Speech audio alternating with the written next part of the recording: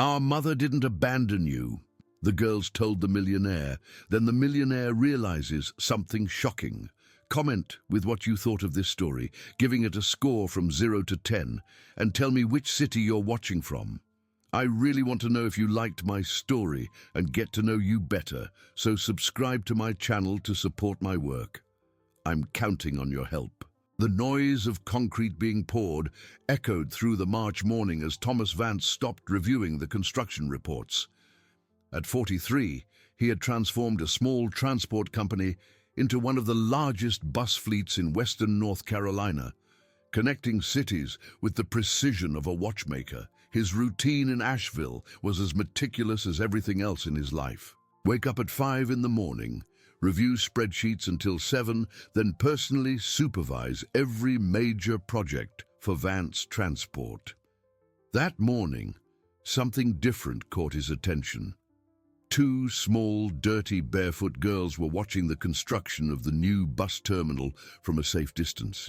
Their messy hair and torn clothes contrasted with the orderly movement of the workers. Thomas had noticed them over the past few days, always in the same spot, as if something drew them there. "Mr. Vance," called John, his construction engineer, "the foundations for Sector B are ready for inspection." But Thomas couldn't take his eyes off the children. One of them, the one with lighter hair, was pointing directly at him while whispering something to her companion. There was something unsettling about that gesture, a familiarity that made him uncomfortable. "Later, John. I need to handle something first." Thomas walked toward the girls, who didn't run away as he expected.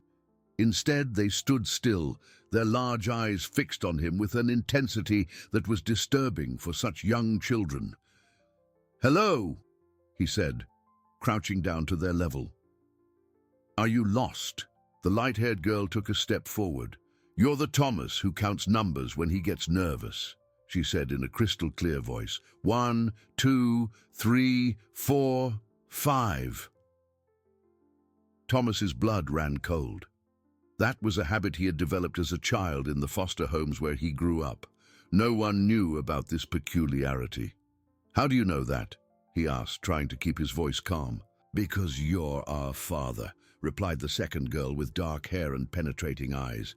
"Our mother told us before she left." Thomas felt the world spin. "That's impossible. You must be mistaken."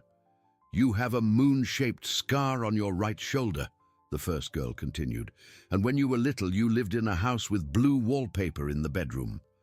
The words hit Thomas like punches. The scar was the result of a fall when he was 5 in one of the homes where he lived. The blue wallpaper was a memory he cherished, like a rare treasure from a less grim part of his childhood. "Who are you?" he murmured, his voice failing. "I'm Emily," said the light-haired girl, "and she's Sarah. We're 4 years old, and we dream about you every night." "Our mother said you didn't abandon us," Sarah added, "that one day you would find us." Thomas looked around, noticing that some workers were beginning to watch the scene. His rational mind screamed that this was an elaborate scam, but his eyes couldn't ignore something familiar in Emily's features. There was something in her eyes, in the curve of her nose, that echoed features he saw in the mirror every day. "Where do you live?" he asked, trying to process the situation. "On the street," Emily replied simply. "We ask for change near the bus station. People sometimes give us food." Thomas's heart ached. 2 4-year-old children living on the streets, claiming to be his daughters, knowing intimate details of his life that no one else knew. It was absurd, but there was something in those childish eyes that prevented him from simply walking away. "Come with me," he said impulsively, holding out his hands to them. Emily and Sarah looked at each other before accepting his hands. Their small, dirty fingers contrasted with Thomas's calloused palms, but there was a strange sense of completeness in that contact. As they walked toward his car, Thomas called Delilah, his trusted secretary of 15 years. She was more than an employee. She was the only person who truly knew his routine, his fears, his quirks. Delilah had started working at the company when he was still building the business, and over the years, she had developed a loyalty that bordered on devotion. "Delilah, I need you to cancel my afternoon appointments," he said into the phone, watching the girls in the back seat of his sedan. "Is something wrong, Thomas? Your voice sounds strange." "I'll talk to you later.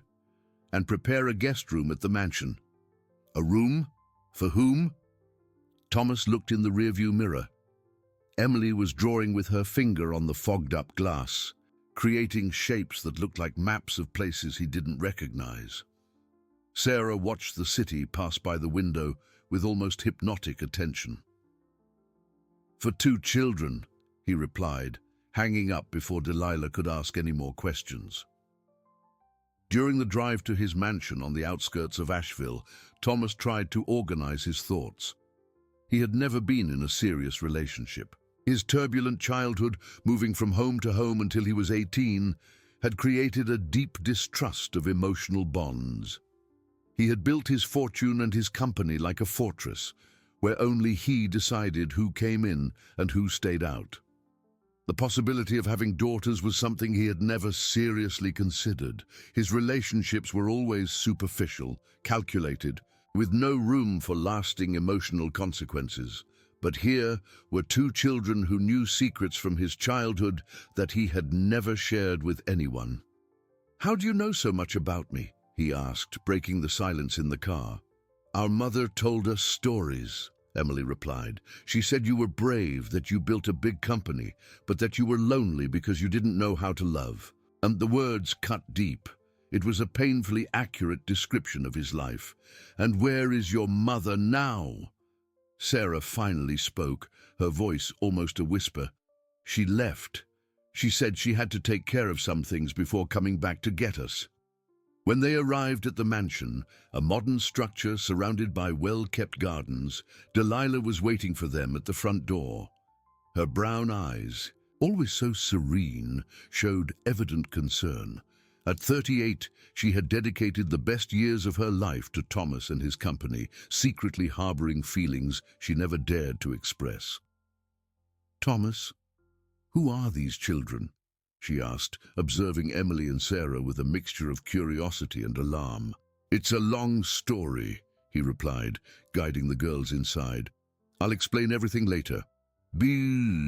While Delilah prepared a bath and clean clothes for the girls, Thomas locked himself in his office, trying to find a rational explanation for what was happening.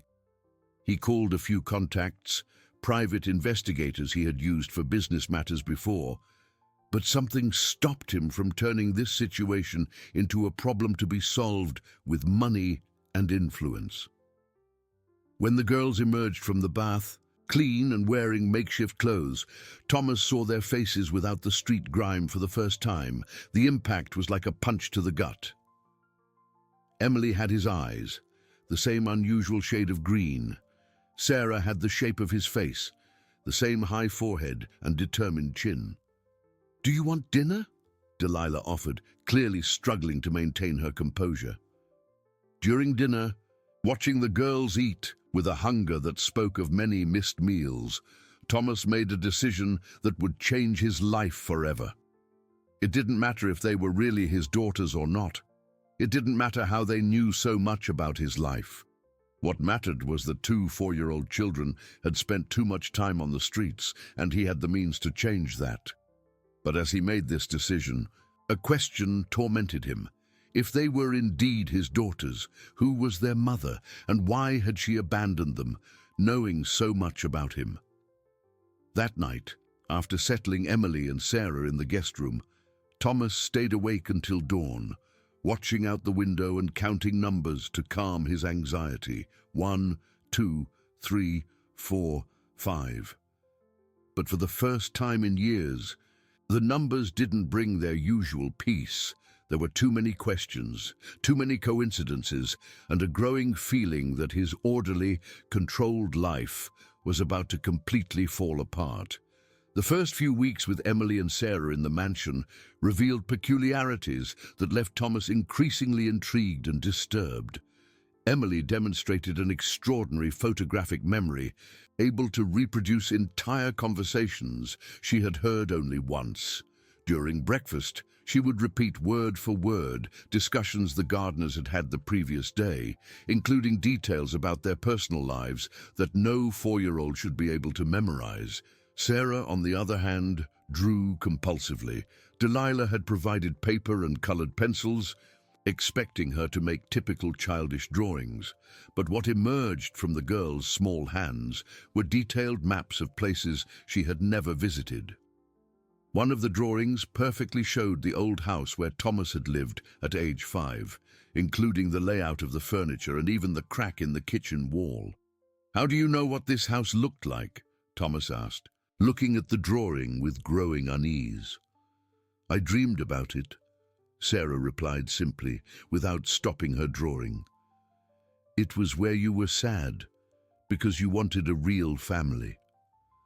Delilah watched these interactions with a mixture of fascination and growing concern.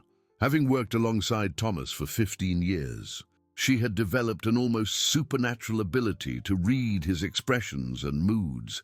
She knew his need for control, his natural distrust, and especially his inability to handle emotionally complex situations.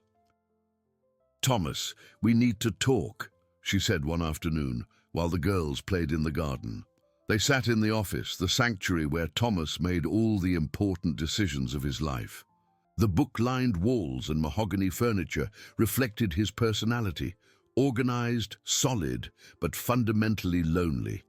"You can't keep pretending this is normal," Delilah began, her hands trembling slightly. "2 children appear out of nowhere, no intimate details about your life, claim to be your daughters, and you just bring them home as if it's the most natural thing in the world." Thomas got up and walked to the window, watching Emily and Sarah in the garden. "You've seen Sarah's drawings. You've seen how Emily reproduces conversations. There's no logical explanation for it."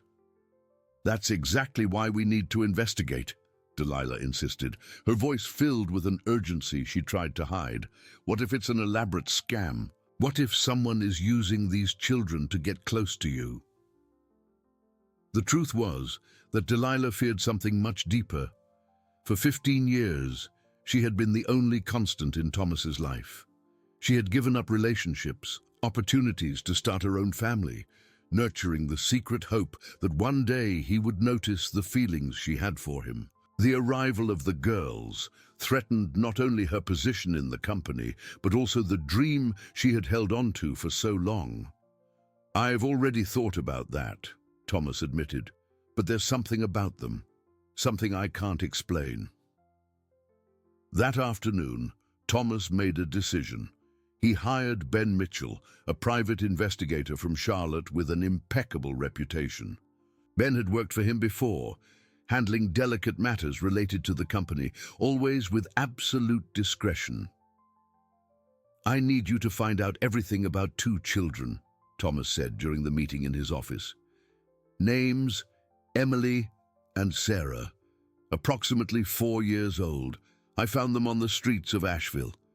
Ben took meticulous notes. "Any leads on the parents?"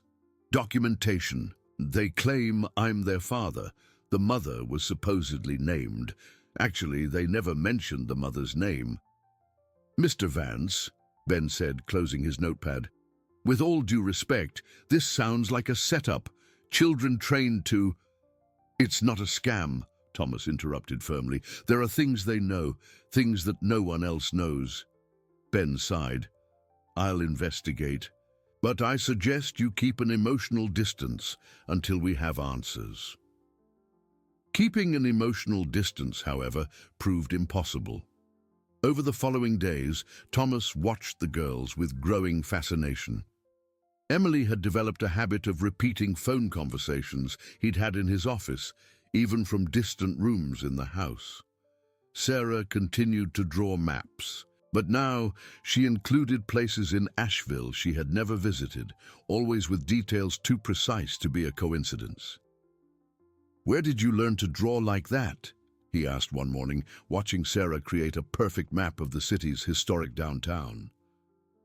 "Mom taught me," she replied. "She said it was important to know where things are, so you don't get lost." "And where is she now?" Sarah's face saddened. She said she needed to fix some things before coming back, but sometimes I dream that she's crying. These conversations left Thomas emotionally devastated. His own childhood had been marked by the absence of stable parental figures, and the idea that two children could be going through the same experience of abandonment awakened a protective urgency in him that he couldn't control. It was during one of these mornings that Ben Mitchell called with the first pieces of information. "Mr. Vance, I found something interesting," he said. "There are records of a woman named Beatrice Miller, who worked as an underground midwife in the 80s and 90s. She lives in a simple house on the outskirts of Asheville. Some people mentioned she might have information about unregistered births from that time." Thomas felt his heart race. "Did you talk to her?" "Not yet. I wanted your authorization before proceeding. The woman is 82 years old, and according to neighbors, hasn't had visitors in years. Go there today." While waiting for news from Ben, Thomas tried to maintain his normal routine, but it was impossible to concentrate on work. During the company's weekly meeting, as Delilah presented the financial reports, he found himself thinking about Sarah's words, about the mother who cried in her dreams. "Thomas, are you listening to me?" Delilah asked, interrupting her presentation. "Sorry, continue." But Delilah didn't continue. Instead, she closed the document folder and dismissed the other executives present. When they were alone, she stood in front of his desk, her arms crossed in a posture he rarely saw. "This has to stop," she said, her voice trembling with restrained emotion. "You're obsessed with these children. The company is suffering. Your decisions are being postponed, and you look like a zombie." Thomas faced her, noticing for the first time the intensity of the suffering in Delilah's eyes. "You don't understand." "I understand perfectly," she exploded. "You found a convenient distraction to avoid dealing with your real life. These girls appeared at the exact moment you were starting to question your loneliness." The accusation hit Thomas like a slap. "You think I'm using 2 4-year-old children as therapy? I think you're so desperate for a family that you're willing to believe in an impossible fantasy." The silence that followed was heavy with years of unsaid things. Delilah took a deep breath, trying to control the tears that threatened to fall. "Thomas, I've worked by your side for 15 years. 15 years watching you build walls to protect yourself from any real connection. And now, 2 children show up with a fantastical story and you just..." "And I just what?" he asked, rising from his chair. "You just chose them instead of..." Delilah stopped, realizing she was about to reveal feelings she had promised to keep secret forever. "Instead of what, Delilah?" Before she could answer, Thomas's phone rang. It was Ben Mitchell, and his voice carried an urgency that made Thomas's blood run cold. "Mr. Vance, I need to see you urgently. I spoke with Beatrice Miller and, well, there are things you need to know in person." "Oh, what kind of things?" "About your birth, sir, and about other children who were born around the same time." Thomas looked at Delilah, who had turned pale upon hearing the conversation. There was something in her expression that warned him that the coming revelations would change not only his understanding of Emily and Sarah, but his entire identity. "I'll be there in an hour," he said, hanging up the phone. "Thomas," Delilah called as he headed for the door, "whatever you find out, remember that some truths can be more dangerous than the lies we live with." But Thomas had already made up his mind. No matter how painful the truth was, he needed to know it. As he drove to meet Beatrice Miller, a question tormented him. If the girls were really his daughters, what would that reveal about a past he thought he knew completely? Beatrice Miller's house was on a dirt road on the outskirts of Asheville, a simple brick building surrounded by a neglected garden. Thomas parked the car and saw Ben Mitchell waiting on the porch. his grave expression anticipating life-altering revelations. "She's willing to talk," Ben said as Thomas approached. "But Mr. Vance, prepare yourself. What she has to say will shake your beliefs about your own origin." Beatrice received them in the small, dark living room, her 82 years weighing on her stooped shoulders. Her eyes, however, held a sharp lucidity that contrasted with her frail body. On the walls, old photographs showed a younger woman holding babies, silent witnesses to decades dedicated to bringing life into the world in the shadows of the law. "You look like her," were Beatrice's first words upon seeing Thomas. "Susan, same face shape, same green eyes." "Susan?" Thomas repeated, the name echoing like a distant memory. "Your biological mother, 17 years old when she came to me, pregnant and terrified. It was 1981, a stormy night I'll never forget." Beatrice paused, her arthritic fingers drumming on the coffee table. She was running away from home. Her father, a rigid man from Hendersonville, had thrown her out when he discovered the pregnancy. Thomas felt his legs weaken. His whole life, he had imagined 1,000 scenarios about his biological parents, but had never found concrete information. "Was she alone?" he asked, his voice hoarse. "Completely. And when it was time to give birth—" Beatrice hesitated, as if the words were too difficult to say. "It was triplets. 3 babies on a night that almost cost her her life." Thomas's world stopped. "Triplets?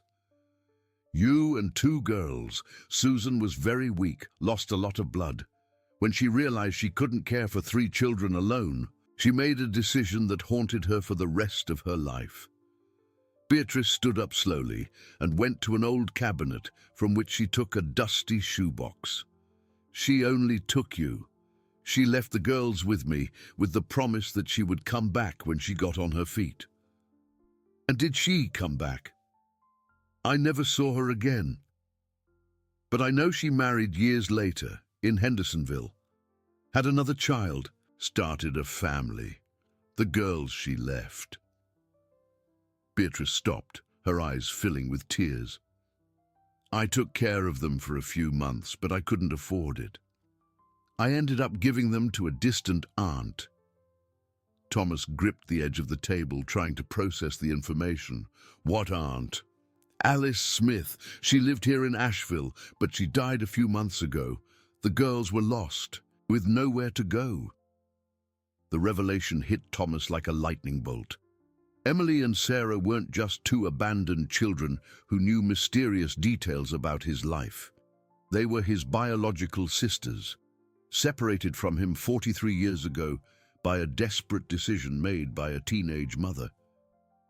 "How did they know so much about me?" he murmured, more to himself. "Alice talked about you," Beatrice explained. "She always knew where you were, followed your life from a distance."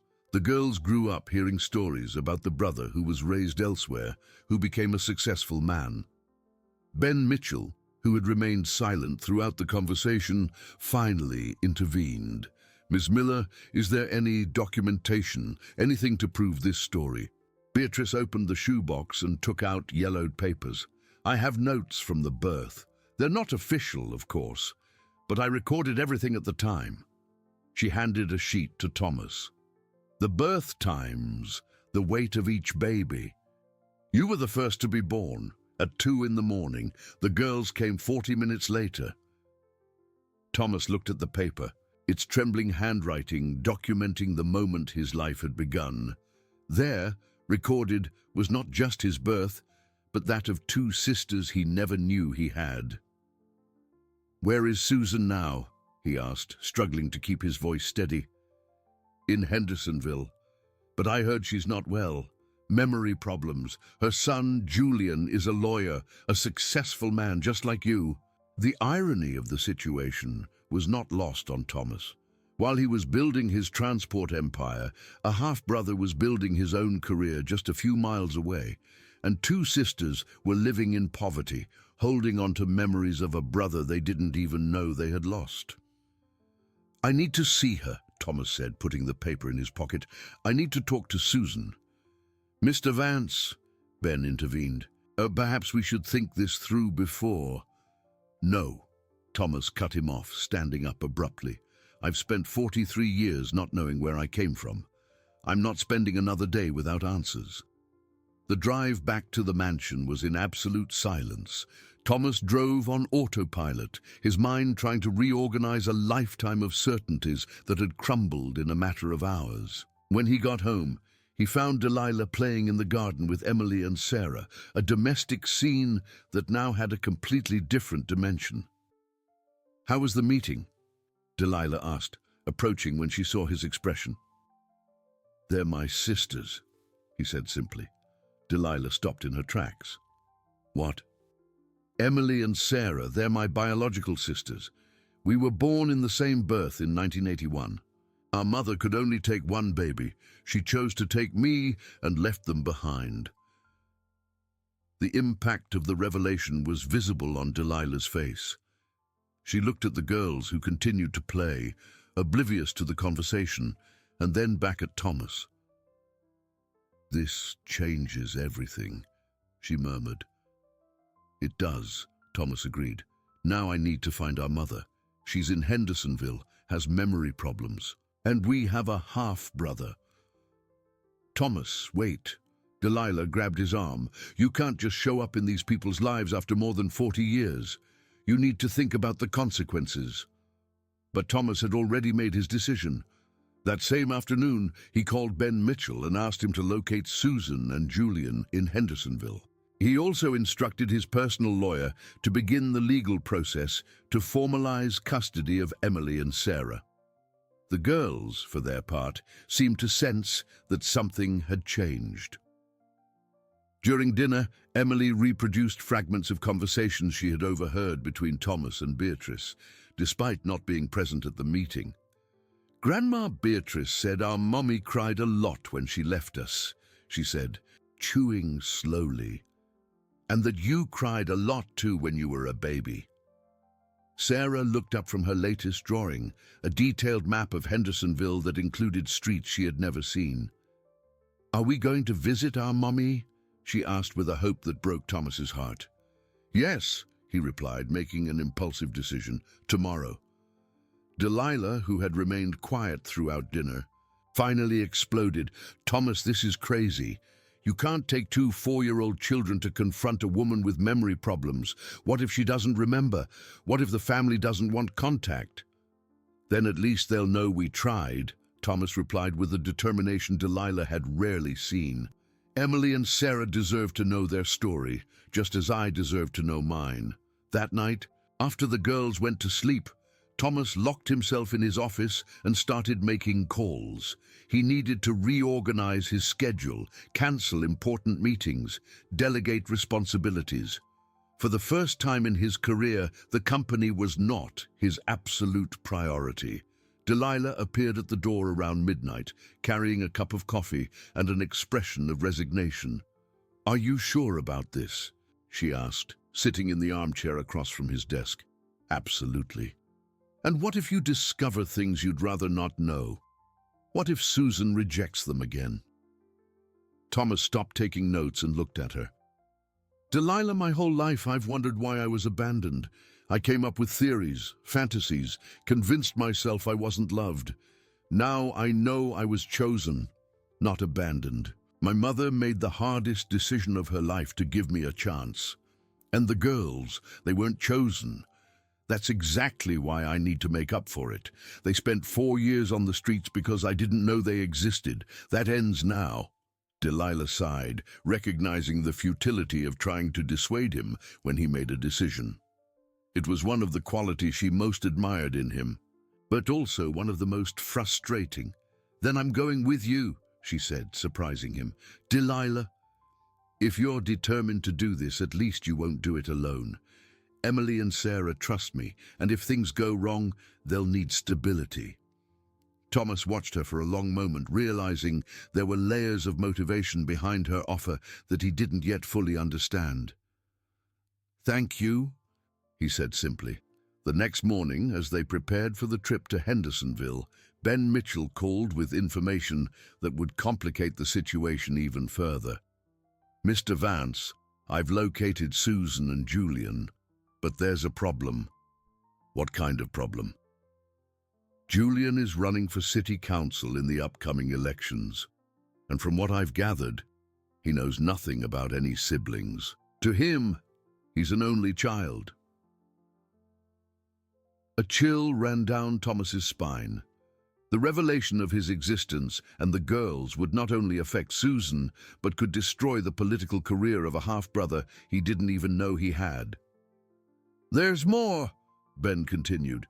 "Susan's uncle Oswald found out I'm investigating the family. He seems to have his own interests in the situation." "What kind of interests?" "I haven't been able to figure that out yet, but I suggest caution. There are more people involved in this story than we thought."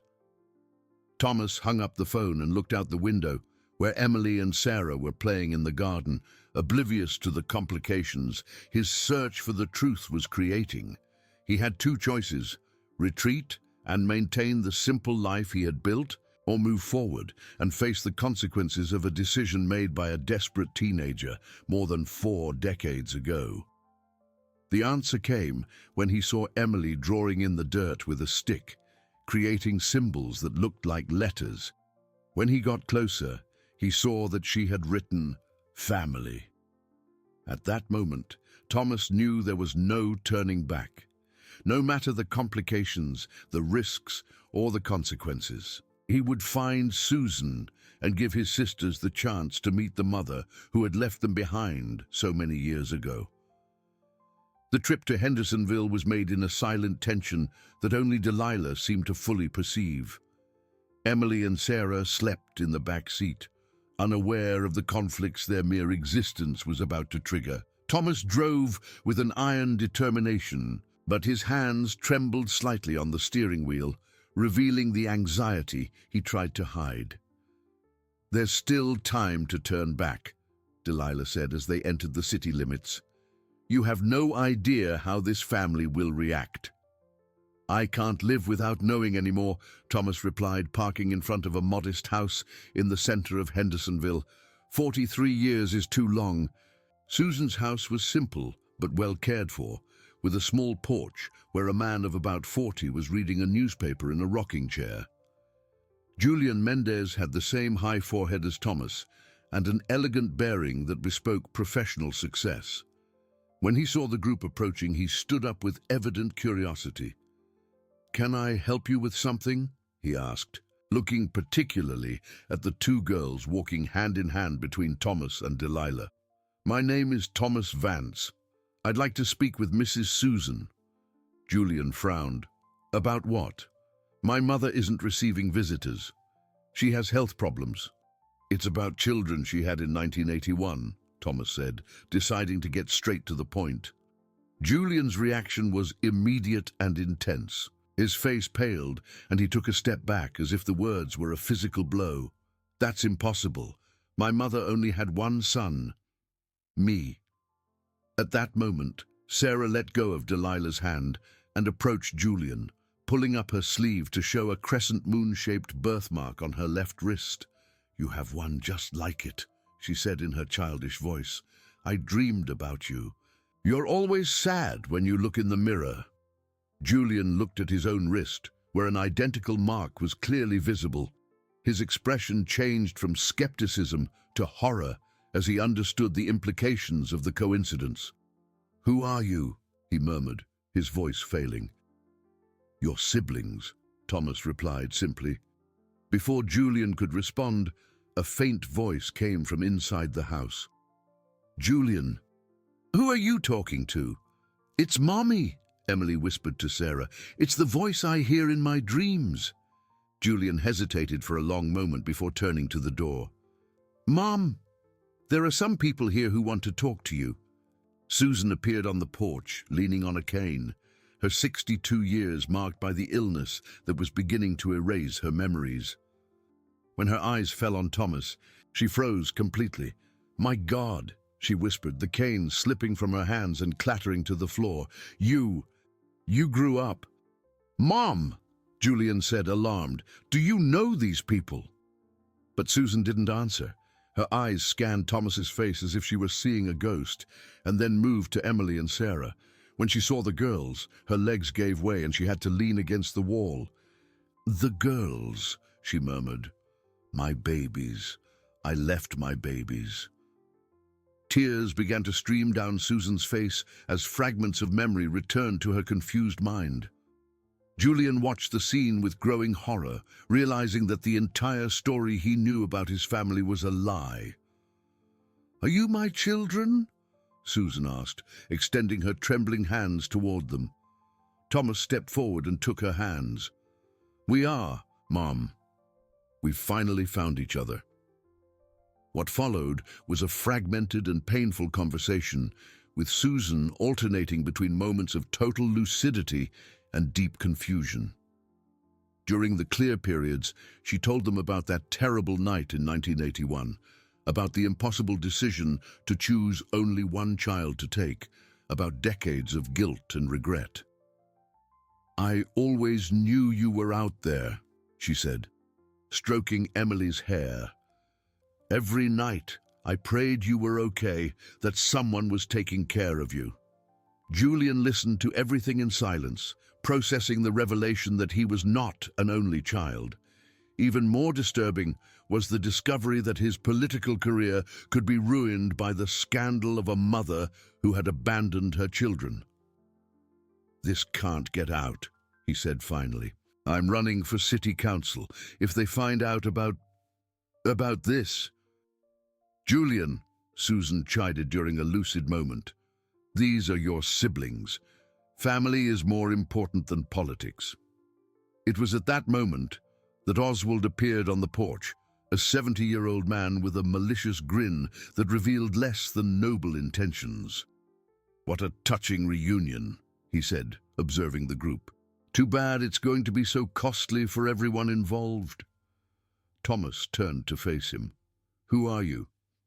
"Oswald Mendez, Susan's brother, and from what I've been digging up, you all have some very interesting secrets."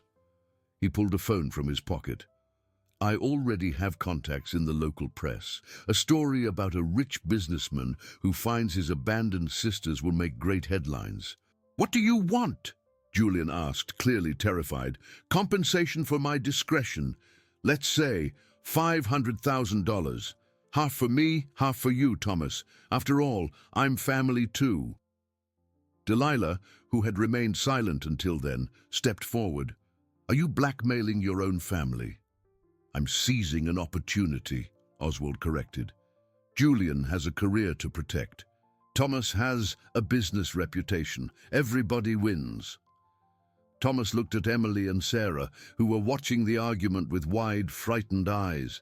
In that moment he realized he had spent months obsessed with uncovering the past, but had neglected what truly mattered, the girl's future. "No," he said simply. "No," Oswald repeated, surprised. "I'm not paying blackmail, and I'm not going to let these children grow up thinking family is something to be ashamed of." Thomas knelt to be at eye level with Emily and Sarah. "Do you want to stay here or come back home with me?" "With you," Emily replied without hesitation. "You're our real brother." "And we're a family," Sarah added. Susan, who had followed the entire discussion with increasing mental clarity, approached Oswald. "Get out of my house now." "Susan, you're sick. You don't know what you're saying." "I know exactly what I'm saying. For 43 years I've lived with the guilt of separating my children. I won't let you use that pain to make money." Oswald hesitated, realizing he had lost control of the situation. Julian, in turn, watched his mother with renewed respect. "Uncle Oswald," he said firmly, "I think you'd better leave. And if you try to harm my family, you'll have to deal with me professionally." After Oswald left, muttering empty threats, the family could finally talk in peace. Susan, taking advantage of a prolonged lucid moment, explained that Beatrice had lied about some details of the story. In fact, there were no fourth children, as she had suggested to Delilah during a parallel investigation the secretary had secretly conducted. "It was just you three," Susan said, looking at Thomas and the girls. "My three babies. And now you've found each other." In the hours that followed, Thomas discovered that Julian was an honorable man who genuinely cared about his mother's well-being. The revelation about his siblings had been a shock, but he quickly adapted to the idea of having an extended family. "I want you to keep in touch," Julian said, when it was time to say goodbye. "Regardless of politics, regardless of anything, we're family now. And I want to visit the girls whenever possible," Susan added, hugging Emily and Sarah with tears in her eyes. "I lost 43 years with you. I don't want to lose another day." The trip back to Asheville was completely different from the trip there. Emily and Sarah hummed in the back seat, their childish voices singing a song Susan had taught them that afternoon. Thomas drove with a peace he hadn't felt in years, and Delilah watched everything with a serene expression. "Thank you," Thomas said as they were almost home. "For what?" Delilah asked. "For supporting me even when you thought I was making a mistake, for taking care of the girls, for being you." Delilah smiled, finally understanding that her role in Thomas's life had changed forever. She would no longer be just his secretary and confidant. She would be part of the family he had found. 8 months later, Thomas officially formalized the adoption of Emily and Sarah. The mansion that was once a symbol of his loneliness was transformed into a house full of children's laughter, drawings on the walls, now allowed and encouraged, and conversations replayed by Emily during dinner. Delilah had assumed a natural maternal role, discovering in herself a capacity for love she had kept hidden for years. Julian visited regularly with Susan, creating a family support network that offered the girls the stability they had always sought. The transport company continued to thrive, but now Thomas had learned to balance work and family. His meetings were often interrupted by Emily repeating conversations she had overheard, or by Sarah handing him drawings of new places she wanted to visit.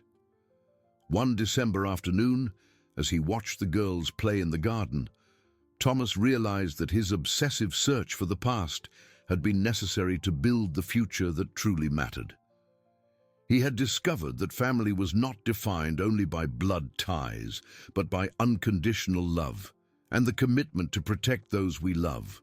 Emily approached him that afternoon, holding a new drawing. It was a map of a human heart with little houses drawn in each chamber. "What's this?" Thomas asked. "It's where the family lives," she replied, smiling. "In our hearts, and now our hearts are full." Thomas hugged his sisters, finally understanding that sometimes you have to get completely lost to find your way back home. And that home is not a place, but the people we choose to love and protect, no matter how long it takes for them to reach us.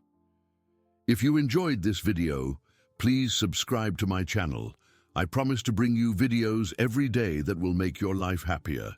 Comment what you thought of my story, giving it a score from 0 to 10, and thank you very much.